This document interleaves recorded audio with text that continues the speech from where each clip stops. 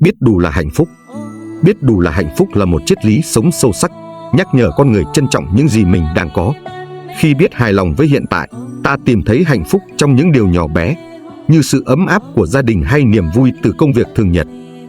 Biết đủ giúp giảm bớt áp lực và căng thẳng. Thay vì mãi so sánh hay chạy đua với những kỳ vọng không cần thiết, con người sống thanh thản hơn khi tập trung vào giá trị thực sự của cuộc sống.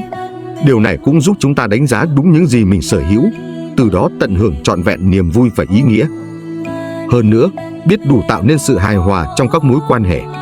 Khi không ganh đua hay đố kỵ, ta dễ dàng đồng cảm, sẻ chia và xây dựng cộng đồng hòa thuận. Tuy nhiên, biết đủ không phải là từ bỏ phấn đấu mà là sự cân bằng giữa ước mơ và thực tại. Đó là cách sống đơn giản, bền vững, giúp con người hạnh phúc trong từng khoảnh khắc. Hạnh phúc thật ra không xa, chỉ cần chúng ta biết dừng lại để trân quý điều đang có.